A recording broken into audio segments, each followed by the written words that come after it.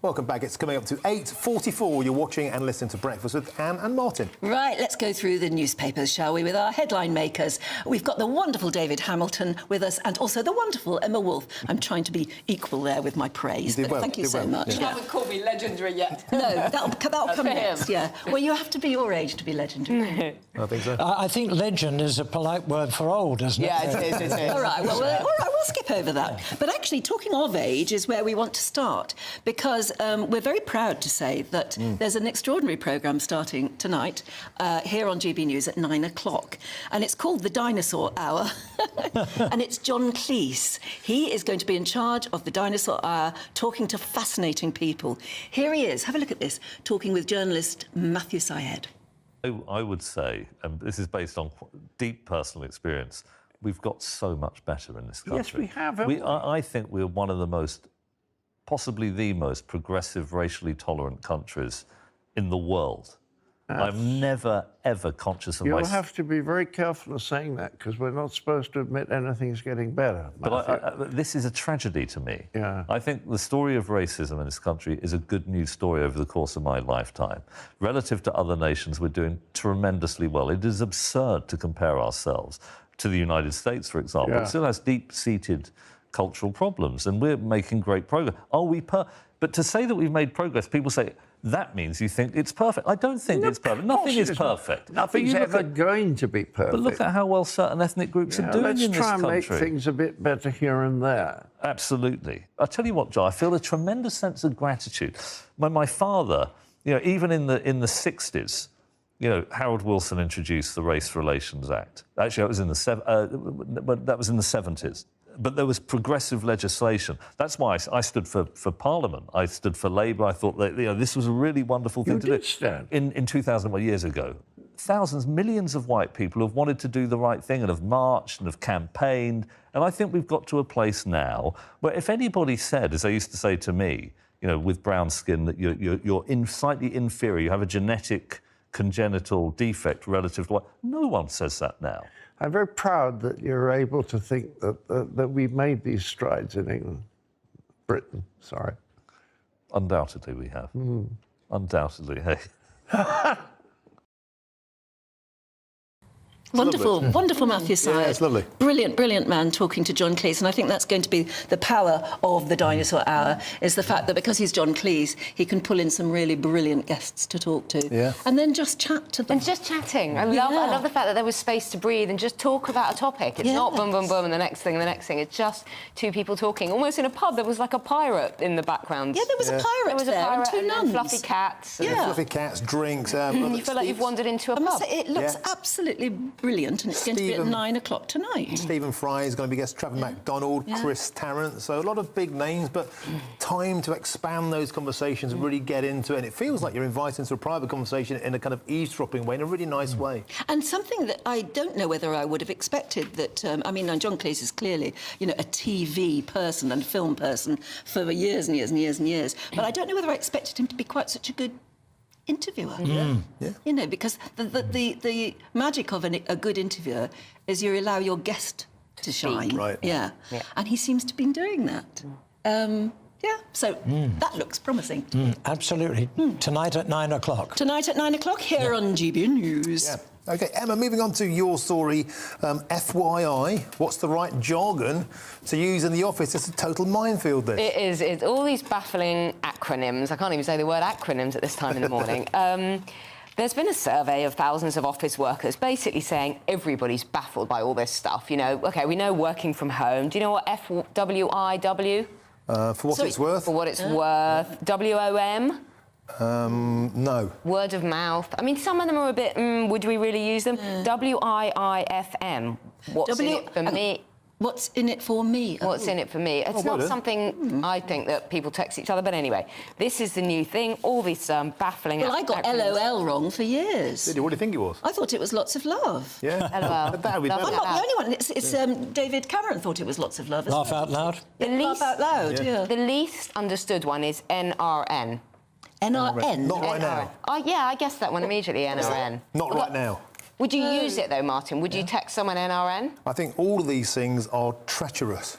They are all a bit weird. I think we should use real words. Maybe I'm a dinosaur no, too. I'm a dinosaur because I punctuate my I WhatsApp. think we should stop it ASAP. Yes. ASAP. Well, that one's off. That's quite Anyway, a it turns out that baby boomers over 55s and 18 to 24-year-old Generation Z, no one understands acronyms. It's not an age thing. Loads of people are saying in this survey that they don't understand them and they're all a bit random and weird and baffled by all this stuff. You know, it's hardly going to hold you back if you don't know what word of mouth means. I understand that for brevity, if you're texting, you want to compress things, but using them in conversation, I think, is a huge offence. I know, It is- a friend of mine asked me to come along to something, and she said, "Are you coming?" And I wrote back OFC. Yeah, that's definitely, And of course. she went silent for ages, and then she came back and she said, Didn't know what you meant. "Please just tell me what OFC means." By the way, we're not sounding like dinosaurs, are we? No, not much. Things like LOL, which laugh out loud, it's sort of become something more than just an acronym. It's sort of it's a special kind of language if you say LOL in a text. It's Yes. funny. That's right. Some of them work, some of them don't. Well, David. talking of age, Yes. that's just what you were going to say, Yeah. isn't it? David, tell us about the Rolling Stones. Like minds think alike. Yeah, the Sunday Times, according to the Sunday Times today, the Rolling Stones have become the first billion-pound band. Now, in recent years, they've made most of their money from their tours. Yep. But they've got a new album out. Have you heard the album? Yeah, Any of you heard it's it? really good. They're back to their pomp and prime. It is fantastic. Jagger sounds about 35. He's he can still sing, can't he? He's still in great voice. Might be AI. And the album is called Hackneyed Diamonds. Do you know what it means? That's what I'd Hackney see. Diamond, What's go Hackney on. Diamond? Hackney Diamonds is actually shattered glass, as in windscreen. Yeah. Yeah, That and it's goes all outselling, over around outselling Hackney. all the Yeah, sounds other familiar. albums. I'm playing it every day on my radio show, and it's jolly good. people are loving it. Yeah, Hackney Diamonds. Yeah. And there you are. We're showing pictures of them at the moment if you're listening on the radio. Bill And, Wyman is back I mean, on they're one looking their track. age a bit more now, but they are sounding terrific. Oh, they're still- Actually, I say they're looking their age. How old is Mick Jagger now? He's He's 80. about 80, I think. Yeah. I think that's He's- still really does cool. not look 80, I I think that is aspirational old man cool. They're really setting do. the bar so high now. You're doing the same. Wonderful energy. Yeah. That's what Jagger's got, that incredible energy. And love of money. Yeah, well, it's definitely working. It definitely pays to be a dinosaur if you're the Rolling Stones. Well, yeah. Emma, moving on to this story, which caught our eye all morning, front page of the Mail. This is in relation to some of the protesters at the pro-Palestine march. One of them, a firebrand leader, is an extremist Islamic group, also works as an NHS GP, the jihadi GP. This man has been living quietly, well, not quietly, actually. He's been living and working in the London suburb of Harrow for the past 20 years as a family doctor, and is actually the head of Hizb ut-Tahrir in the UK. This man, this isn't like... Do you remember a week or so ago, the Hamas leader who was revealed to be living in Barnet in a council house that he'd fully paid off, had got a whopping great discount for it? £112,000 discount. Yep, in the most Jewish borough of London, in the whole of the UK. And he's a Hamas leader? In between two synagogues. He was over there. He was a former Hamas leader. He'd been out to Putin to have Came chats into with Britain on a Putin. fake passport of a relative. Yeah, at the beginning of the 2000s, and had recently gone out to Moscow to have chats with Putin. It was unbelievable. Anyway, this guy is a GP who only the other day, he's been on these protests, only the other day, he called the October the 7th attacks a very welcome punch on the nose to Israel. This man is living in this country, serving gay people, Jewish people, all sorts of people, as a family doctor in Harrow. Now, we believe in freedom of speech, David, of course, in this country, but how would you feel if you were a Jewish person and that was your GP? Well, no wonder you can't find a doctor. You know, they're all doing something else, aren't they? A lot of them are now working privately. I don't know whether you'd have to be Jewish to be shocked by that. No, I'd be shocked if I found out my GP was that person. I think this if has you called are into Jewish, question it's a whether very, he is- very worrying It's more of a time. shock, isn't it? No, it's a horrible time, really, and it's really absolutely awful. Emma? But we know their extremist views on females, on gays, on Jews. This is a very, this is very, very concerning that this man, who is pictured here on the demo last week and here outside his surgery, if that was my family GP, he's using two names. He's living a double life. It's not like the former Hamas leader who seemed to have quietened down in the past 2 or 3 years. OK, I mean, I'm only playing devil's advocate here. If he does his job well, and by all accounts, people say he's a very good GP, if he's doing that job well, is that so very wrong? I find it disturbing that he is active in these protests right now and is saying things like those Hamas terror attacks were a very welcome punch on the nose to Israel, when we know what happened on October the 7th. Yeah. I think a lot of people would concur. After that, it's up to patients to choose, I suppose. A lot of people would concur with that. Yeah. David, on to a story here about the complaints system. Because what a lot of people don't know is if you complain to the BBC, it doesn't go via Ofcom first. It goes through their own internal complaints mechanism, and they tend to try and bury it before it even gets to Ofcom. Tell us, there's a shake-up, isn't there, coming? Yeah, keep it in-house. The BBC apparently has toughened its complaints system amid concerns from ministers that allegations of bias are not being taken seriously. They're thinking in particular of the hundreds of complaints that they've received about their handling of the Middle East crisis and refusing, for example, to call Hamas terrorists. They won't use that expression.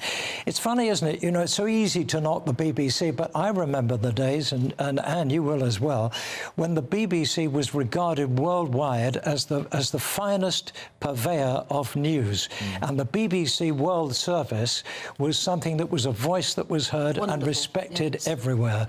And I think there's been a sort of left-wing element that's crept in there. There's wokery, isn't it? It's wokery. It's trying to be seen to do the right thing. And it's paranoia about ever expressing any views. I mean, doing anything on the BBC, which I do a lot, is exhausting because there's this constant obsession with balance when we're talking about something. But the big question is this: should the BBC be allowed to mark their own homework, or should they be subjected to Ofcom as other channels are? Why isn't it an independent review when things go wrong, which they are increasingly doing? I think that's the they big get question. themselves caught up in all sorts of messes. Probably have to be from now on, won't it? Because they have to come under such it would help them. criticism. It would help them. It would help them get a distance. The funny thing about the BBC is that nobody seems to love them anymore, which I find very sad, because there was a time that we loved our national broadcaster very much. I'd still stick up from where I possibly could, and I know you would. But we've got to leave it there. We've come to the end of our time. Thank you so much. It's been brilliant to see you. Never got to our psychic air hostess, but it's in the front page of the Star. Maybe we'll try and solve it in the next few minutes. But yeah, right. I think we've got weather. Have we got weather? No, we're not going to the weather. Do stick with us, because in a few moments we'll be back with you and we'll bring you up to date with the very latest news. You're watching Breakfast.